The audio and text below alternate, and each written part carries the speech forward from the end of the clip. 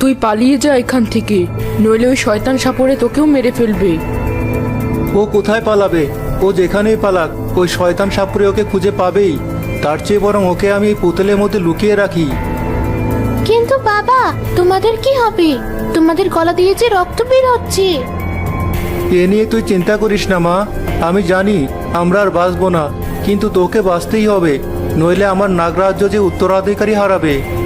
কিন্তু বাবা, তোমাদেরকে ছাড়া আমি কি করে থাকবো? ওসব ভাবার সময় এখন না মা, চট করে এই পুতুলটার ভিতরে ঢুকে যা দেখি। নাগরাজের কথা মতো নাগকন্যা তার হাতে থাকা পুতুলের ভিতর ঢুকে পড়ে। তখন এই নাগরাজ ও নাগরানীর মৃত্যু হয়।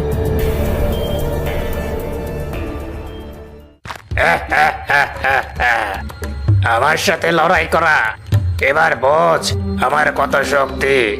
কিন্তু নাগকন্যা গেল কোথায়? ওকে না পেলে যে নাগমণি আমার হাতে আসবে না। পালিয়ে যাবে কোথায়? যে করেই হোক ওকে আমি খুঁজে বের করব। সাপুড়ে চলে যাওয়ার পরও পুতুলবন্দির নাগকন্যা সেখানেই পড়ে থাকে।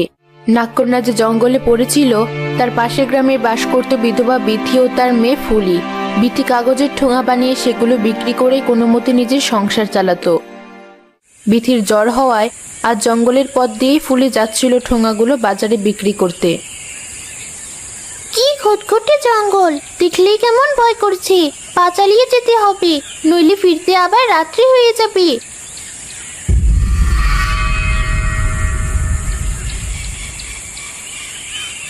আরে আরে, অমন সুন্দর পুতুলটা এখানে কি করছে? মাকে কত বলেছি একটা পুতুল কিনে দিতে, কিন্তু মা কিছুতে কিনে দেয় না। আমি বরং এই পুতুলটা বাড়ি নিয়ে যাই।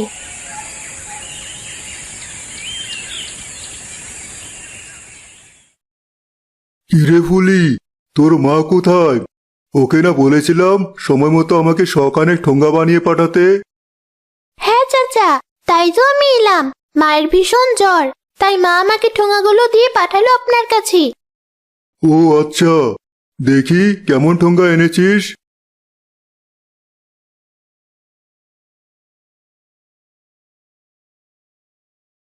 চাচা, মা বলেছে টাকাটা আমার হাতেই দিতে। আমি কি তোর মায়ের টাকা খেয়ে ফেলবো নাকি? ওর সাথেই যখন আমার কথা হয়েছে, ওকেই আমি টাকাটা দেব। তুই বরং বাড়ি ফিরে যা। কিন্তু অত কিন্তু কিন্তু করে লাভ নেই। দোকানের সামনে থেকে সরে দাঁড়া, নইলে দোকানে লোক আসবে না। আব্দুল্লাহর কথা শুনে ফুলি পুতুলটা হাতে করে বাড়ি ফিরে দেখলো বিথি বিছানাতেই শুয়ে আছে। কিরে ফুলি, এতক্ষণে বাড়ি ফিরলি? তা আব্দুল্লাহ মোদি তোকে ঠিকঠাক টাকা দিয়েছে তো? লোকটা কাজ করায় ঠিক আছে, কিন্তু টাকা দিতে গেলেই ভীষণ ঘোরায়। না মা, উনি তো আমায় কোনো টাকাই দিল না। বললো উনি নাকি টাকা কেবল তোমার হাতেই দেবে। সে কি অভাবের সংসার, ওই দুটো টাকা পেলেও তো কাজে লাগে। বেশ, আমি বরং একবার গিয়ে দেখি। না মা, এই অসুস্থ শরীরে তুমি এখন কোথায় যাবে? তুমি বরং আজ রাতে বিশ্রাম নাও, যা করার কাল সকালে করো। আর এই দেখো মা, পুতুলটা কি সুন্দর। বলি, এটা তুই কোথায় পেলি? তোর কাছে তো টাকা ছিল না। মা, এটা আমি টাকা দিয়ে কিনিনি। তাহলে কে দিল এটা তোকে? এটা আমি জঙ্গলের রাস্তায় কুড়িয়ে পেয়েছি। ছি, পরে পাওয়া জিনিস ঘরে আনতে নেই। না জানি এটা কার শখের খেলনা। যেখানে পেয়েছিস এটা বরং কাল সেখানেই রেখে আসিস। না মা, এটা আমি ফেরত দেব না। সে কবে থেকে আমি তোমার কাছে একটা পুতুলের বায়না করছি, তুমি আমাকে কিনে দাও না। বাবা বেঁচে থাকলে নিশ্চয়ই আমাকে একটা পুতুল কিনে দিত। এটা আমি আমার কাছেই রাখবো। ফুলি মন খারাপ করে পুতুলটা নিয়ে নিজের ঘরে চলে গেল।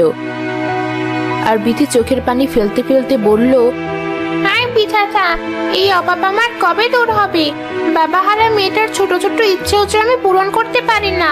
বিধাতা, তুমি আমার মেয়েটাকে দেখো। রাতে ফুলি ও বিথি ঘুমিয়ে পড়তেই নাগকন্যা পুতুল থেকে বেরিয়ে এলো। কি লক্ষ্মী মেয়ে, অথচ এতটুকু বয়সে কত দুঃখ।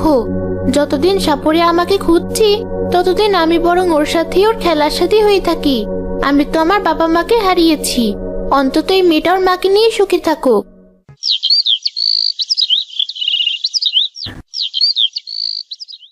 সকাল হতেই বিথি কিছুটা সুস্থ হয়ে বলল, শোন ফুলি, আমি যাচ্ছি ওই আব্দুল্লাহ মুদ্দির কাছে। তুই বরং বাড়িতে থাক আর একদম দুষ্টুমি করবি না। না মা, আমি আমার নতুন পুতুল নিয়ে খেলা করছি, তুমি বরং গিয়ে ঘুরে এসো।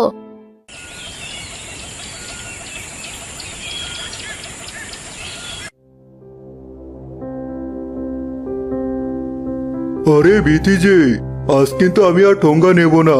কালকে যতগুলো পাঠিয়েছো সেগুলো আজও পড়ে আছে। ভাইজান, আজ আর ঠোঙা আনিনি। আসলে মেয়ে বলল আপনি নাকি ওকে বলেছেন টাকাটা আমাকেই দেবেন, তাই শরীরটা একটু ভালো হতে এখানে চলে এলাম। বিথির মুখে কথা শুনে আব্দুল্লাহ কিছুটা অবাক হওয়ার ভান করে বলল, টাকা? আবার কিসের টাকা? তুমি যে 100 ঠোঙ্গা দিয়েছো তার টাকা তো আমি ফুলির হাতেই দিয়েছি। এ আপনি কি বলছেন ভাইজান? ও তো বলল আপনি নাকি শুধু আমার হাতেই টাকা দেবেন। দেখো বিথি, তোমার সাথে আবার অনেক দিনের ব্যবসা, তাই বলে টাকা হজম করে আমায় মিথ্যে বলবে? তবে এও হতে পারে তোমার মেয়ে টাকাটা উড়িয়ে ফেলেছে। এসব বাপু আমি জানি না। এখন আমার ব্যবসার সময়, তাই ভিড় করো না। আমি তোমার পাওনা গন্ডা মিটিয়ে দিয়েছি, এখন তুমি বিদায় হও তো। আব্দুল্লাহর মুখে এসব কথা শুনে বিথি যেন আকাশ থেকে পড়ল। মন খারাপ করে বাড়িতে ফিরে গেল।